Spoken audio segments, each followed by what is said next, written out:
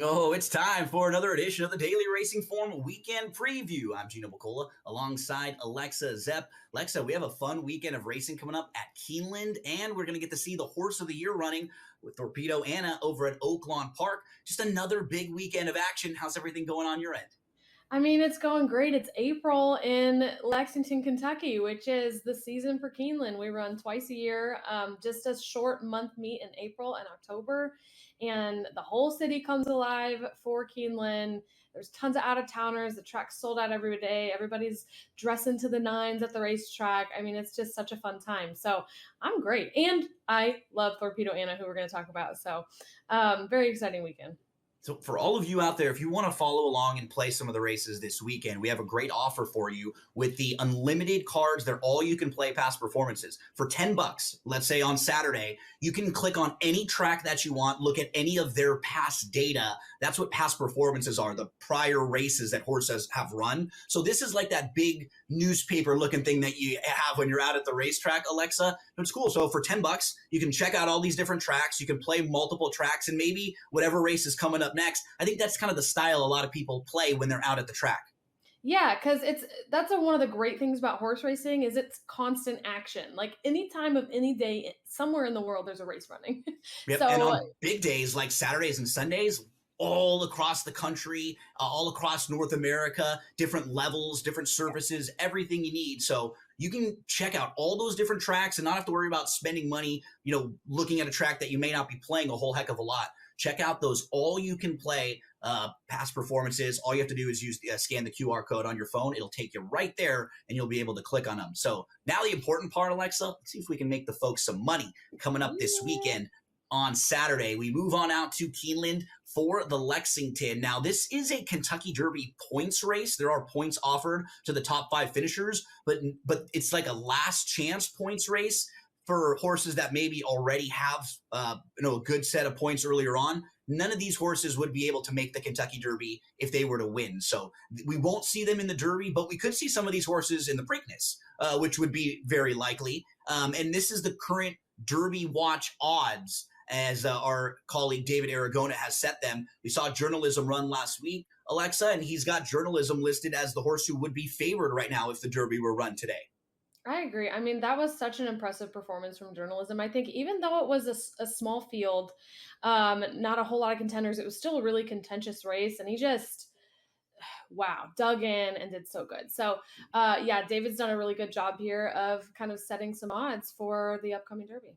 Remember, you see the plus numbers in horse racing. You'll see those odds as fractions a lot of the time. So the plus 300, you'll see that as 3-1. The plus 800, you'd see that as 8-1. If you saw 9-2, that was like 4.5-1. Just remember, sometimes the odds look a little different when you're playing the races if you were playing sports betting. Now, let's talk about Keeneland this weekend. Saturday, race number 9 is the Grade 3 Lexington, and we can meet the field starting with the number 1, Hard as Life. Now, this horse is actually going to be running on the dirt surface for the first time, Alexa. He's actually run previously on the grass and on synthetic surfaces, so it's not an easy spot to try a surface for the first time when you're facing other stakes horses. What do you think about the 1, Hard as Life? It's a really ambitious placement. I mean, so from a pedigree standpoint, I think the dirt can make sense, but his siblings haven't had wild success on dirt. His mom was a turf runner. Like you said, he broke his maiden, so won his first race on the turf at Churchill last fall, but has been well beaten in his only stakes attempt so far. So I think this is a really tough spot. The number 2, Bracket Buster, would have been a hunch play for a lot of college basketball fans just a few weeks ago with the brackets out. This is an interesting horse to me, Alexa, because if you look at the last time he raced, it was in October of 2024, he was in a race behind some really nice horses. The top 3 finishers, Sovereignty, came back and won a big race, the Fountain of Youth at Gulfstream. We saw Sovereignty. He was listed as the 2nd betting choice if the Derby were to be run today. Tistastic was in that race. He came back and won the Louisiana Derby at Fairgrounds. Sandman was also in that race, and he came back. He won the Arkansas Derby. That was a loaded race Bracket Buster comes out of. Yeah, it was. That was such a productive race. So, I mean, from that standpoint, maybe you have some upside. But for me, I'm really wary of this. So the 167-day layoff His trainer is 0 for 47 in long layoffs, an overall 2% winning trainer. So for me, I'm like, I'm probably gonna hold Yeah, on. and it's a great point too, because you look at things that each athlete has a skill set in basketball, in football, in baseball. The same can be said for jockeys or for trainers, things that they Yeah. do well or things that they kind of struggle with. For a And lot of trainers, go ahead. necessarily even mean they're a bad trainer. Some trainers No, like to use a race to get their horse into shape instead of getting them into shape, in workouts before. So sometimes it's just their style of training. I think most trainers need a race or two because it's really hard to get your horses ready to run just working out in the morning without those races that build up their fitness level. It's the same thing with sports. Like you can't replicate game for practice. You just can't. The same sort of intensity and what happens Right. in those games. So for the conversation in this race too, Alexa, as we continue moving through the field, we're going to have a couple horses scratch out of this race because they ran earlier in the week. Bullard is not one of them. Bullard will be running, and he feels like a major player in here. He is already a graded stakes winner, but he's going to have to run a little bit farther than he's ever run before. What do you think about Bullard's chances? So Bullard was supposed to run in the Rebel to get his shot at the Derby, but got sick. Yep. So that's kind of a bummer. They missed their shot at the Derby, so now they're probably pointing towards Preakness. Like you said, first time stretching out beyond 7 furlongs. 8 furlongs is a mile, by the way. So horse racing, we do different distance measurements. But so first time going a mile, and I like him a lot. I think he's fresh. I think he's shown talent. I do think the distance is like a question. Um, but I think he's a really logical contender. They did spend $675,000 on this horse as a yearling, so they had really high expectations for him. The number 4, Rolando, raced earlier in the week, so we can kind of skip over him because he won't be running in this one. Native Runner is the next one. He showed a lot more positional speed in his most recent race. It was a nice win, and he's put back-to-back wins together. Can you make a case for him? I can. I like him a lot. I mean, you got the morning line at 15-1 odds or plus 1,500, so that's a super juicy price. Coming off those 2 straight wins, he's shown constant improvement. He's in really nice form. I think even though this is a big step up in class, just from his progression, I think he's a really nice long shot play. Towards the outside of the field, a couple major players. First up, Gosker. He won and he broke his maiden in his second start. That was his first career win. It was really, really good. I love the way he showed improvement there, Alexa. And if he can build off of that race, I think he's right there with the top contenders. What'd you think about Gosker? I like Oscar a lot. So if you look at the pace projector on the screen, you see that favors front runners with icicles on it. That just means the pace isn't going to be overwhelmingly fast in the race, most likely. So whoever's on the lead is going to have a bit of a pace advantage in here. And you see the 6 is most likely going to be the leader. So I think from a pace standpoint, he's got an edge. Prater, the number 7, he's raced 3 times in his career and he's won 2 of them. And in one of those wins, he beat Sovereignty, who's going to be one of the Kentucky Derby betting favorites in here. What do you think about Prater and his chances? Yeah, he's a very proven, classy horse. Again, going to be probably pretty forwardly placed, as you can see on that pace projector. He's reuniting with Flavian Pratt, his jockey who was aboard for his first win. So a lot of upside there, just not a lot of value. And then to round out the field will be Hypnus, the number 8, because Touchy ran earlier in the week, so Hypnus will be the last one. Hypnus is really interesting, Alexa, because I think he has a lot of talent, but he doesn't have a lot of early speed. His running style hurts him a little bit because he ends up so far back. He gets in trouble. He gets in traffic, but they made an equipment change. They're going to put the blinkers on. And what that does is it hopes to get you more focus and a lot of times more speed because the horses are only looking at what's in front of them. They're not looking around at everything else. They don't get distracted. I think that could really help Hypnus as we move to our selections here, Alexa. So tell everybody as we get set for our first break, how did you stack them up for this race? Yeah, I have Bullard on top. I like him coming back, and Native Runner in second for a big price. So the price for Alexa there was the 5. For me, I thought the 2, Bracket Buster, may be interesting. I'll go 6, 7, 8, get a little value on the 2. Let's take a quick commercial break. When we return, we'll talk about the Jenny Wiley at Keeneland.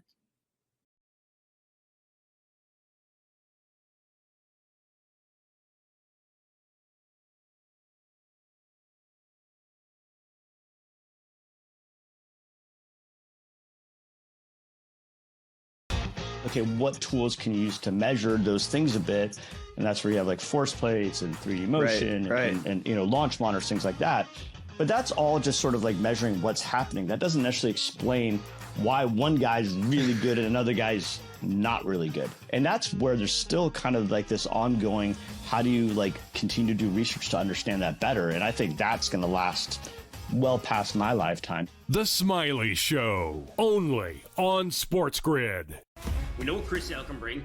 I was personally high on Schwallenbach. Smith Shawver, their other starter, looks okay to kind of bad. They need to I don't want to say tread water, because I think that puts it in a bad light, but that's what they ultimately need to do.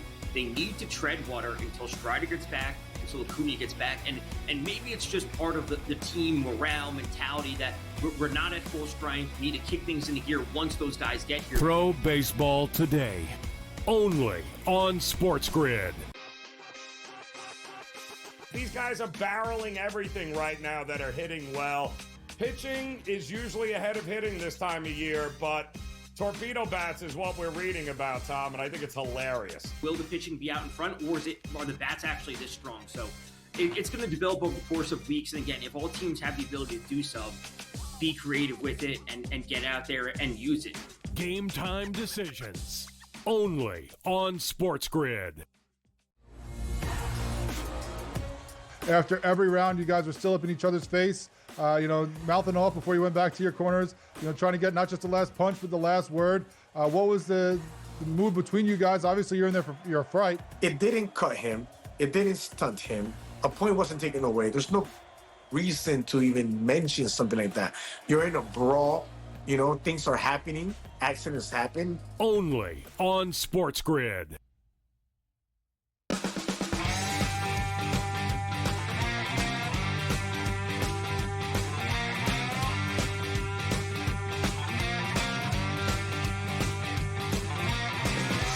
Okay, for our second segment this week, we can stay at Keeneland, but we're going to move surfaces. We're going to move from the dirt over to the turf. Alexa, when they put $650,000 up for grabs in the purse in a grade 1 race, which is the highest caliber of racing, you're going to get some real quality horses showing up. That's the case in this race. We have horses shipping in from all over the world in here. Like the one, Excellent Truth, actually was bred in Ireland, but has been running in France. The two, which I'm going with Schwazia, that's what the announcer had said. This horse has been running most recently in Maidan, and prior to that had been running in the UK. We see the 6, Jabara, who's another one who's been running overseas. So you get horses who are coming in from different countries because it's a big purse and they want to get that grade 1 win. Let's start things out with the number 1, Excellent Truth, who now comes into the Chad Brown barn with Flavian Pratt aboard. This horse was facing fillies and mares at the highest levels. In fact, grade 1 placed, group 1 placed, lost to a horse named Marquise de Sauvigny, who won 4 really impressive races in a row, stakes races. So Excellent Truth, I think, really fits on the class level. The horses she's been facing are very good. But my only concern is, Alexa, she hasn't raced since July of 2024. So we're coming up, on 10 months now of a layoff? Yeah, this is a really interesting horse. And like what you're talking about with running in a graded stakes, obviously that means a lot of money, but also especially for fillies, which these are fillies, if you win or even place in a graded stakes race, you have major breeding value. So, and she was sold actually. So Excellent Truth was sold in a breeding stock sale in the fall for $1.7 million. She already has incredible breeding value. Resolute Racing bought her, and now they're bringing over to run again. So I just think it's really interesting. But actually, she's my top pick in here. Chad Brown has won this race 6 out of the last 7 years. So this is his race. That's her trainer in here. He's so good with European imports, winning 38% of the time when they ship on over. So I just think she'll be really, really tough if she handles the new surroundings. The number 2, I'm going with Schwazia. I think that's what they said for the name. I would have. There we go. Been like, Choice.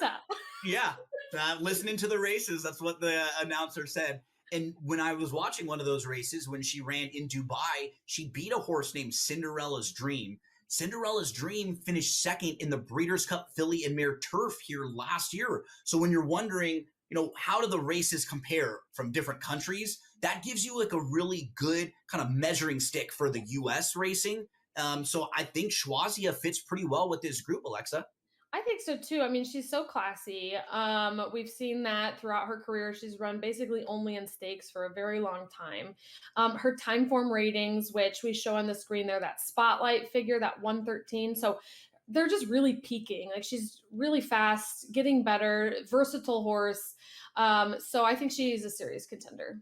Yep. Next up is the 3, Poolside with Slim. But Slim, what if we win? Wouldn't it be weird? Why? So you guys could lie to get me here. I could keep rapping and do a whole nother show, Alexa. But what do you think about this 20-1 shot, Poolside with Slim?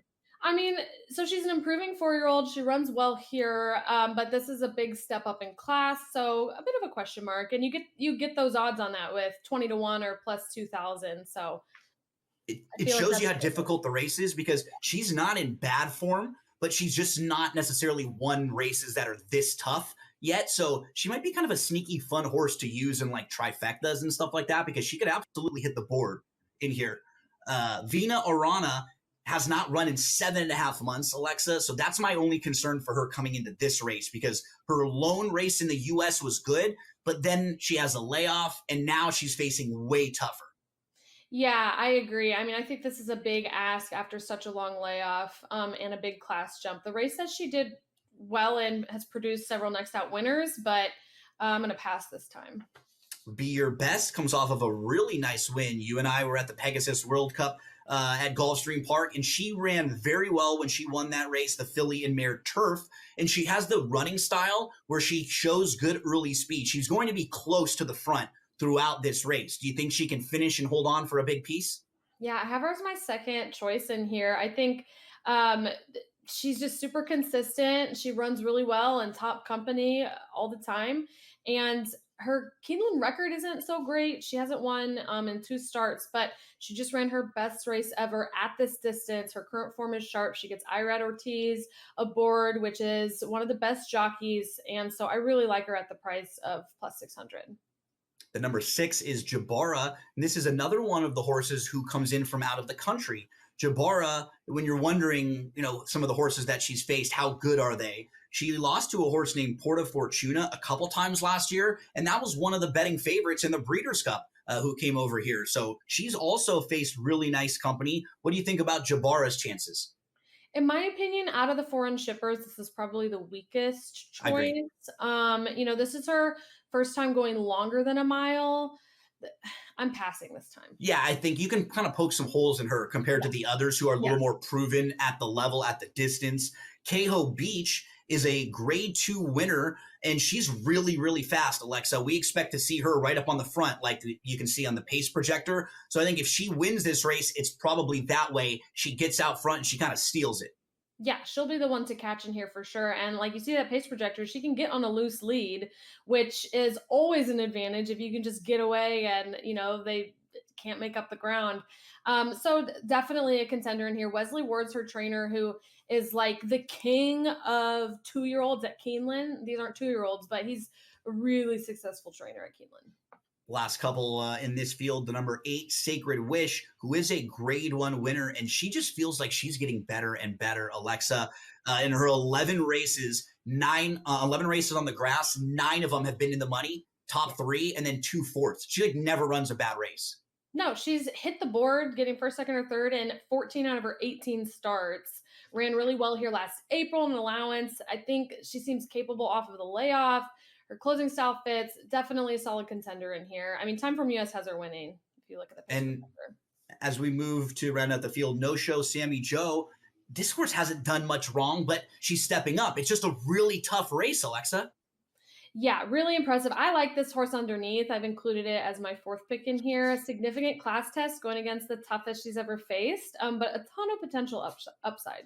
So rattle them off for us in here. What were your top 4 for this race? Yeah, so my top one is Excellent Truth, the 1, over the 5, Be Your Best, and then Sacred Wish, the 8, and No Show Sammy, the 9. Similarities for us with the 2-8-1-5 for me. It's just so fun to say it. Schwazia. I got to say it one more time. Schwazia. Let's take a quick break and we'll talk Torpedo, Anna.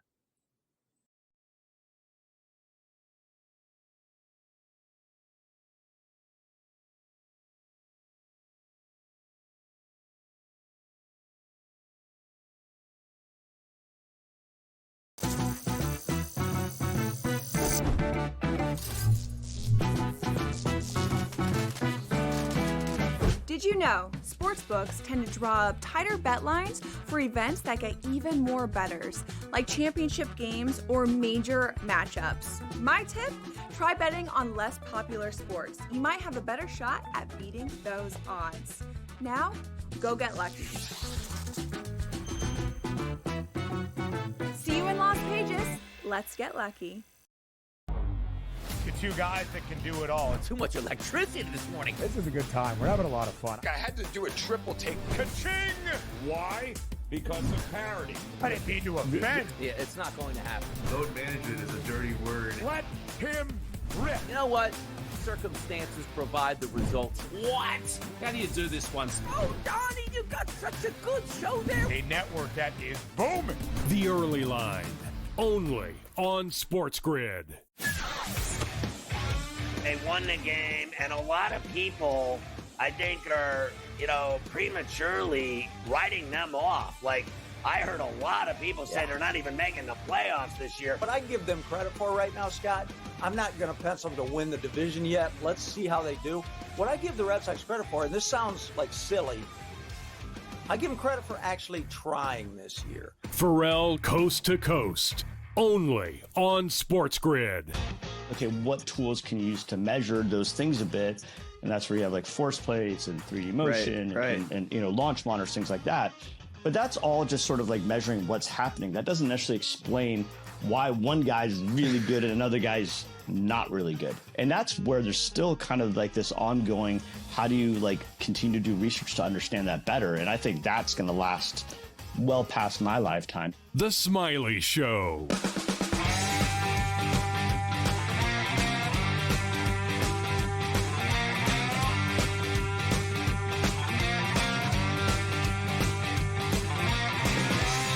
For our final segment this week, we're going to head on over to Oaklawn Park to Hot Springs, Arkansas, and we'll take a look at the field for the Apple Blossom. Alexa, $1.25 million is the purse of this race. Huge money. It is a grade 1, so the highest level, the highest caliber of racing, and the reigning horse of the year, Torpedo Anna, is going to be running in this field.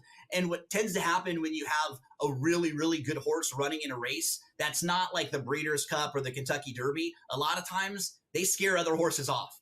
And that's what happens with Torpedo Anna, because the other fillies and mares, I don't think want to face her a bunch of times throughout the year. I think they'll maybe pick their spots and face her once or twice in the biggest races. But in this race, overall, it just doesn't feel like she has very many legitimate competitors. No, you don't want to be Happy Clapper, which was a horse who consistently ran against Winx in Australia, who Winx is just like one of the all-time best horses, won like 33 graded stakes races in a row. She even won the race they named after her. And Happy Clapper was just always second to Winx because it's just going to be second to Winx. So I think Torpedo Anna is she's so talented. This is a race where as a fan, you're just like honored to watch her run and do her thing. I am so in love with her. I mean, she has lost 2 races out of her 11 starts. And one was to the boys in one of the biggest, toughest, greatest stakes races, and she lost by a neck. It was devastating. It was so she's just awesome. And you're right, people don't want to lose to her because you're gonna. We don't probably have too much to say about some of the other runners, but we can meet them kind of quickly. We start things out with Sweet Alyssa. Like the problem I had with even like the first 2 horses in the field, they just seem so overmatched. Like they've never run anything in the range. You can kind of make a case for a couple horses in here that have run at least races fast enough to kind of compete with Torpedo Anna. I just don't think Sweet Alyssa or Neon Beach have those races though. I agree. There's something interesting. So you hear us say handicapping, which is the process of selecting doing your research, doing right? your research, selecting a horse, but it's kind of a weird term. Where does it come from? Well, still today, but definitely back in the day when horses were really, really good, they added weight to them to kind of level the playing field, which is giving them a handicap. So that's kind of where that comes from. And it does come into play here. Yep. I don't usually pay a lot of attention to weight because I feel like on a 1,300 pound animal, a couple pounds doesn't make that much of a difference. People have different opinions on that. But in this race, like, for example, the one gets a 10-pound weight allowance, compared to Torpedo Anna. So carrying a lot less weight in the race. So perhaps, but nah, I'm passing on the 1 and 2 as well. Yeah, the 3 Free Like a Girl, she ran second to Torpedo Anna most recently. And so she's a horse that you could maybe say you can build a case for. The kind of knock would be Torpedo Anna, when we last saw her most recent race, it was her first start of the year. That probably was the time to try to beat Torpedo Anna, where she might have been a little rusty. She might not have had a fitness level built up.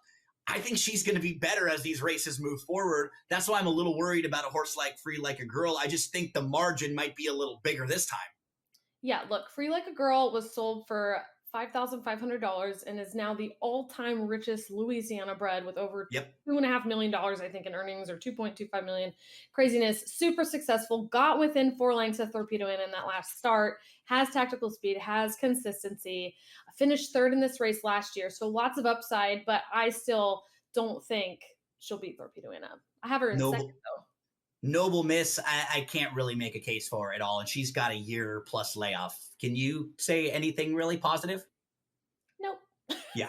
Where's my ring, though? The 5. This is like a legitimate contender based on her last race. Like, she's run races that are good enough to compete with Torpedo Anna. I know Alexa's got a fan in the background who's popping in right now to the broadcast. But where's my ring, Alexa?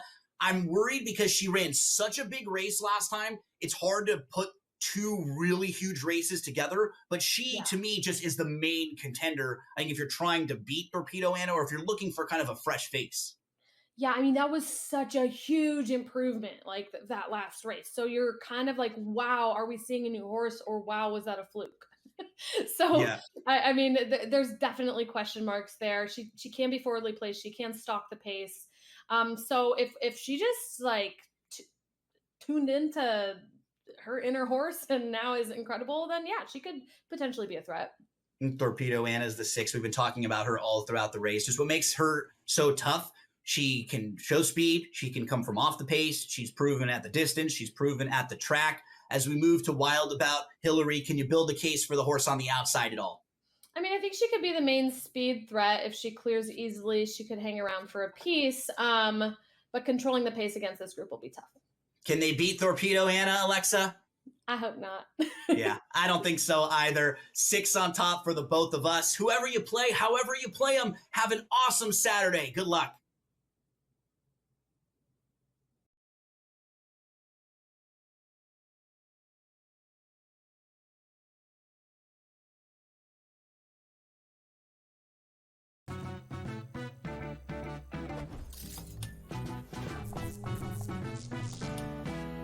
We all know nothing beats the energy of playing live roulette in a casino.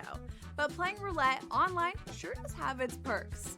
At the casino, you'll average 40 to 50 spins per hour. But online, you're looking at 100 to 150. The more spins, the more chance of wins. Now, go get lucky. See you in Las Pages.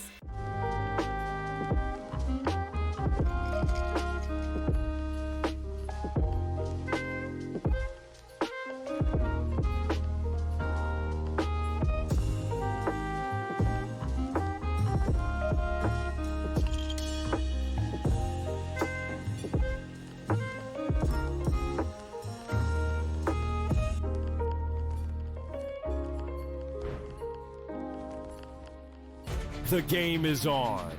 The stakes are high. But the action isn't just on the field. He's rearranging that ring. Get it inside! SportsGrid's in-game live. Your ultimate second screen experience. Just a little flyer, couple of 15.5-point live line. Every prop, every play, every day. Anything can happen. That's complete chaos. It's smarter to be on SportsGrid. There is going to be an energy to game time decisions that you will feel night in and night out. We're going to go through every single thing, and I've got a great team behind me that's going to help me get the job done. I want this to be the place that people come to. We are going to hit every single one of those markets that you need to know about. There is not going to be a better place, I promise you, than Game Time Decisions. We will have everything at our disposal, and we will use that to our advantage. I'm Kevin Walsh. Tune into Game Time Decisions from 6 to 8 p.m. Eastern on SportsGrid.